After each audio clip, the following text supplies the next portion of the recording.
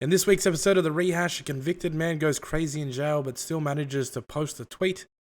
A girlfriend who doesn't want to let her chippies go, plus more. What's up, guys? My name is Rob, aka Big Bear, and welcome to The Rehash. Producer Jeremiah is here. Say hi, Jeremiah.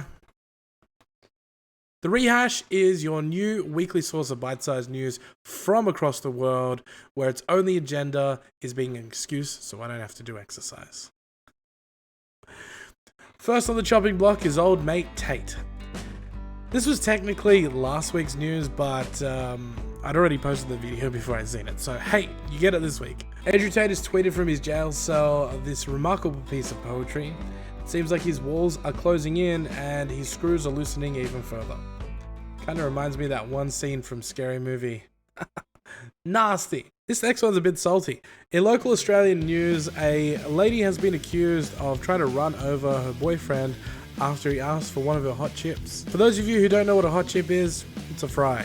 French fries, whatever you want to call it. The couple from Adelaide were driving along when Matthew Finn asked his girlfriend Charlotte Harrison for one of her chips, to which she reacted by pulling the car over and demanding he get out. Then, he tried to run him over. Ms. Harrison claims that Mr. Finn had assaulted her and that's why she had pulled over to let him out. And then she was trying to do a U-turn and accidentally hit the accelerator instead of the brakes. What? Looks like this relationship is proper mashed. Sticking to the topic of food here, the fast food chain Wendy's has announced that it will be expanding into Australia. Many people welcome this expansion as certain chains excuse me, had to clear my throat there, haven't really lived up to expectation. Abigail Pringle, the president of Wendy's... Wait, did I read that right? Abigail Pringle. She's working at the wrong company. Abigail Pringle, president of Wendy's, told the Australian Financial Review the chain was this week hosting talks with potential Australian franchisees about opening the restaurants, including the purchase of land for them. Quote, "We think that the Australian market could be hundreds of restaurants," she told the publication. Over to sport now, and in boxing, a fight that was hyped up more than the release of Prime Hydration in Australia, Tommy Fury versus Jake Paul. However, before we get into the details of the bout, something happened just hours before the fight. A fake script was leaked on social media going round for round how it's going to play out, with a last bit of improv at the end, because who doesn't love a little bit of improv? Fortunately enough, the script was fake and Fury took out the win. It was a very close match though, with the first two judges awarding Fury 76-73 and the third judge giving Paul 75-74. I didn't really follow this all that much, so if anyone would care to tell me in the comments who the fuck is Tommy Fury. Over to something that's been way more anticipated than two man-children fighting is the finale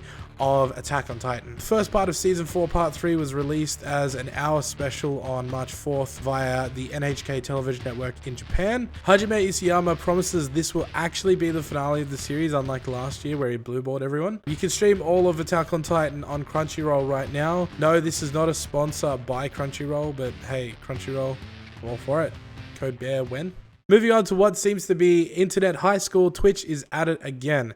Seems not a day goes by without new drama over there. Pokemon has dropped an absolute bombshell, calling out someone for pretending to have a relationship with her so that they could solicit inappropriate images from girls on the internet. Now, she didn't call out this person with their name because she wanted to protect the identity of their victims, which is reputable to her, but I kind of wish she did, because love a good witch hunt. But what a goddamn creep. What the absolute fucking hell. I hope he goes down for a long time, because that's fucked up. Keeping with Twitch news, yes, it's a double Twitch expose.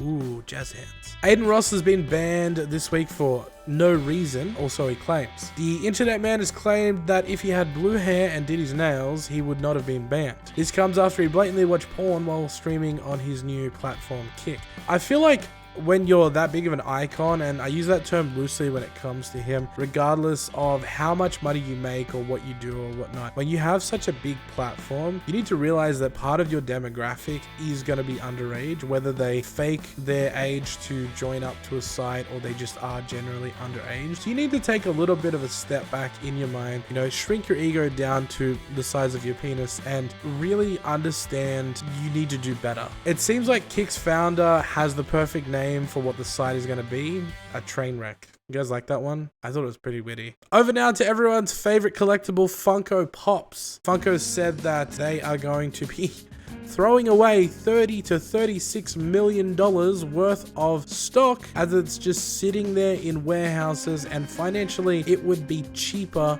to throw it in the garbage. They've had a 48% increase in stock since last year alone. Perhaps they should put a stop to the pop and quit churning out so many different variants of each different kind of collectible. Final story of the week comes from FBI Director Christopher Wray, who endorses the theory that the COVID-19 pandemic was caused by a lab leak in China. While there are many working theories on what happened to cause such a massive global crisis, there is no definitive proof of exactly what happened that has been shared with the public, at least. Wray told Fox News that the origins of the pandemic are most likely a potential lab incident. The FBI apparently come to this conclusion in 2021 with moderate confidence. Between you and me, moderate confidence sounds like what Joe Biden says when he tries to get an erection.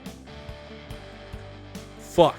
FBI, please don't come for me. Well, that's all for this week, and thank you for tuning in to week 2 of the rehash.